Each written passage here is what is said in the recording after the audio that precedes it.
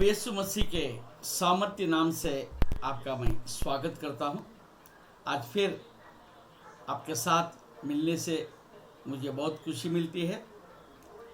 और पिछले 2 दिन में हम देख रहे थे, आत्मिक उन्नति के बारे में देख रहे थे। 2 दिन हम उसका बारे में पढ़ाई कर रहे थे। और दूसरा आत्मिक परिपक्वता के ऊपर हम देख रहे थे। आज के दिन में हम देखेंगे आत्मा से चलाए हुए चलना। Praise the Lord. आत्मा से चलाए हुए चलना। हम उत्पत्ति के किताब में हम देखते हैं 5वां अध्याय 24 पद में, हानोक परमेश्वर के साथ साथ चलता था। 300 साल परमेश्वर के साथ चलता था और परमेश्वर का हाथ से उठा लिया गया। उसी रीति से हम देखते हैं अब्राहम को। Praise the Lord. अब्राहम को परमेश्वर ने जब बुलाया तो बिना हिचकिचाहट उन्होंने परमेश्वर का आज्ञा को मानकर तुरंत अपने माँ बाप, अपने रिश्तेदार, अपने घर सब कुछ छोड़कर परमेश्वर ने जिस राह दिखाया उस राह में चलने के लिए तैयार हो गया। और आप और देखते हैं, नया नियम में भी देखते हैं, पतरस को देखते हैं। पतरस के साथ में वो एक ही समय पर और 3 प्रेरितों को देखते हैं। हालेलुया। डिसिपल्स को देखते हैं। तो जब परमेश्वर ने जब बोला मेरे पीछे हो लो, वो तुरंत उनका पीछे हो लिया, आगे पीछे नहीं सोचा। मत्ती को भी देखा, चुंगी कर लेने वाला था और चुंगी का नाके पर उनको बोला मेरे पीछे हो लो, वो हो लिया। इवन हम साउल को देखते हैं, जो साउल प्रभु यीशु मसीह के विरोध में चल रहा था, लोगों को घात कर रहा था, लोगों को मार रहा था। जब प्रभु का दर्शन उसको हुआ, जब प्रभु यीशु ने कहा, तुरंत उसने अपना जीवन को प्रभु यीशु मसीह के हाथ में दे दिया। तो आज मैं इसी विषय में लेके मैं चलता हूँ, वॉकिंग इन द स्पिरिट, आत्मा से चलाए हुए चलना। इसमें खास एक शब्द को मैं आपके सामने रखना चाहता हूँ, yielding to the spirit. Yielding to the spirit बोलेंगे तो क्या है, इसके विषय में हम देखेंगे। Praise the Lord. हम आत्मिक जीवन में जब हम आगे चलते हैं तो सिंपली हम सोचते हैं हमने पाप क्षमा का प्रार्थना कर लिया है, मेरा पाप क्षमा हो गया इसलिए मैं आत्मिक बन गया। ये काफ़ी नहीं।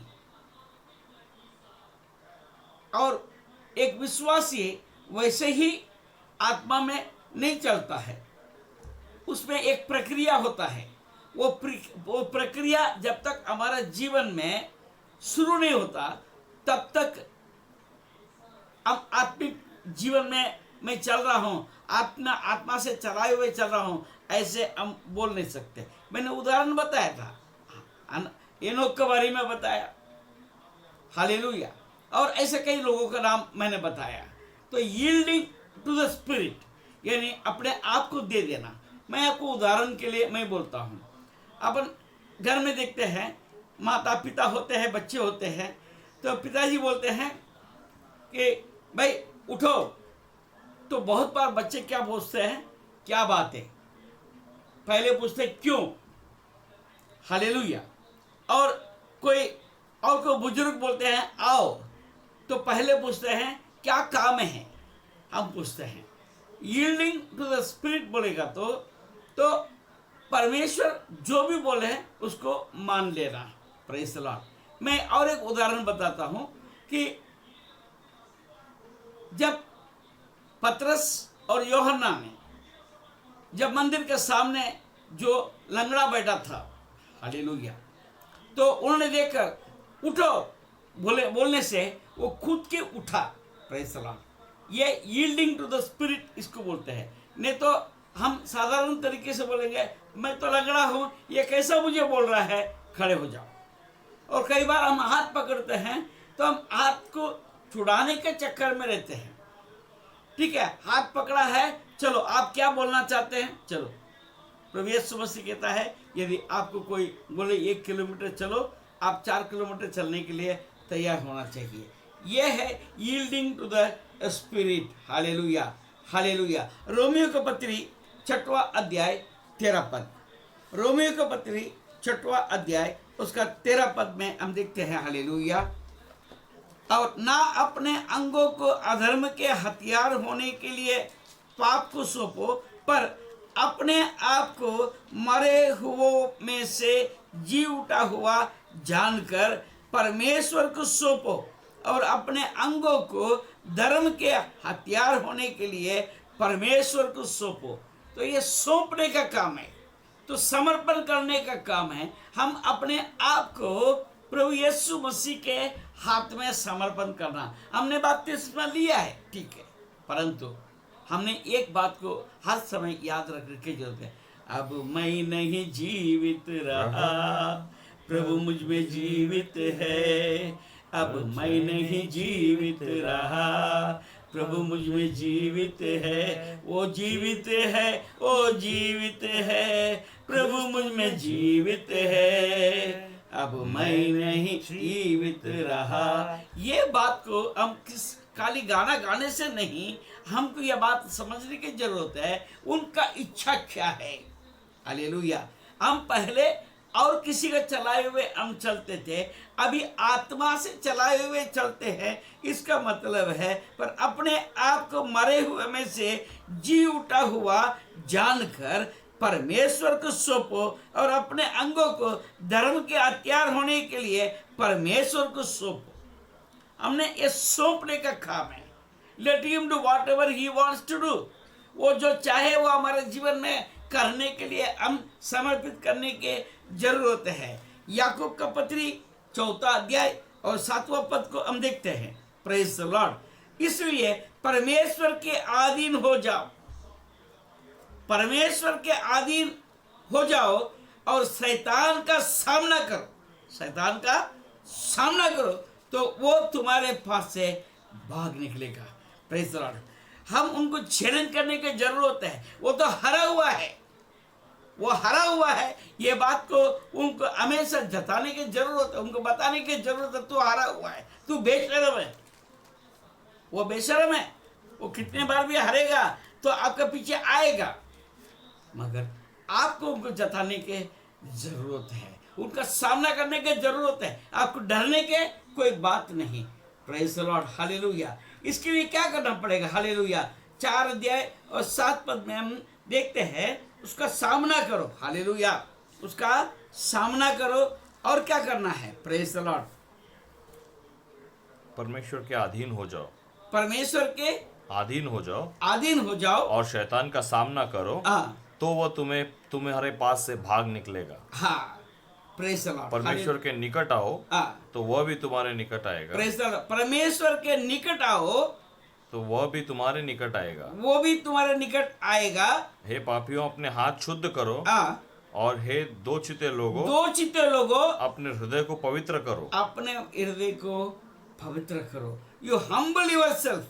Hallelujah, hallelujah. अधीन हो जाओ मतलब हम्बल हो जाओ। ये 2 बात होता है। Praise the Lord. एक तो झुकना, यील्डिंग का मतलब यह है झुकना और अपने समर्पण करना। मेन बात यह है, मेरे को एक शब्द मुझे अच्छा लगा, लचीलेपन।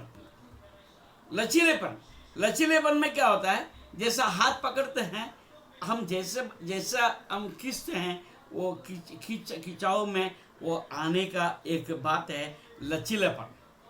हालेलुया। ये बात हमारे लिए जरूरत है। इसके लिए क्या करेंगे? देखिए रोमियो के पत्र 12 अध्याय। हालेलुया। इसलिए ए भाइयों, 12 अध्याय पहले पद और दूसरे पद देखते हैं। इसलिए भाइयों, मैं तुमसे परमेश्वर की दया स्मरण दिलाकर विनती करता हूं कि अपने शरीरों को जीवित और पवित्र और परमेश्वर को भावता हुआ बलिदान करके चढ़ाओ। ये ही तुम्हारी आत्मिक सेवा है। हमारा सेवा यही है। बहुत से लोग मरने के पहले लिखी रखते हैं, मेरे पूरा शरीर को मैं दान में दे देता हूँ। मेरे शरीर के मरने के पहले मेरे किडनी ले लो, मेरे शरीर के पहले मेरे आंखों को ले लो, मेरे हृदय को ले लो। भैया तुम जब जीवित थे तो प्रभु को तुमने क्या दिया? मरने के बाद ये सब किसी को दिया तो आपको कोई पुण्य नहीं मिलना है, आपका जीवन में कुछ भी नहीं होना है। परंतु जब आप जीवित है, क्या आपने अपने मन को प्रभु को दिया है क्या? परमेश्वर तो यही तो चाहता है। हालेलुया। इस संसार के सदृश्य न बनो, परंतु तुम्हारे मन के नए हो जाने से तुम्हारा चाल चलन भी बदलता जाए, जिससे तुम परमेश्वर की बलि और भक्ति और सिद्ध इच्छा अनुभव से मालूम करते रहो। Praise the Lord. हालेलुया। हाँ, तो इसमें कुछ बातों की जरूरत है। हमारे अंदर प्रभु को कंसीव करने की जरूरत है, गर्भ धारण करने की जरूरत है। अब जब गर्भ धारण करेंगे तो वो हमारे जीवन में वो बाहर एक दिन निकलेगा जरूर से। हालेलुया। इसके लिए हमारा हृदय, हमारे दिमाग, ये दोनों को काम करने की जरूरत है।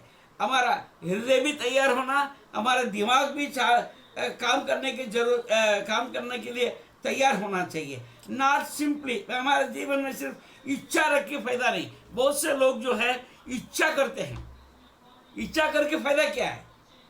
वो हम अपने आप को जब अर्पण नहीं करेंगे, इच्छा रखे को फायदा नहीं। मुझे करना है, कई लोग प्रार्थना में बोलते हैं मैं धन्यवाद करना चाहता हूँ, और कब करेंगे मालूम नहीं।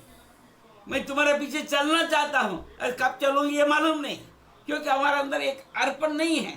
तो फिर कैसे चलेगा? वैसा इस बात का आपको निर्णय लेने की जरूरत है। आप आज ये बात का सोचिए, आप निर्णय लेकर। हालेलुया। जैसे रोमियो को पत्री 12 अध्याय में हमने देखा, हम जब जीवित है तब अपने आप को परमेश्वर के हाथ में समर्पित किया करें, तभी तो सब कुछ हो सकता है। परमेश्वर आपको अनुग्रह दे कि आप जो है अपने आप को परमेश्वर के हाथ में देकर परमेश्वर के आत्मा के चलाए हुए चलने का आज निर्णय लेकर आगे बढ़े। प्रभु आपको आशीष दे। तो परमेश्वर आपको और भी बात बताना चाहता है। हम कल फिर मिलेंगे, इन्हीं बातों को कंटिन्यूएशन में हम देखेंगे। आमीन।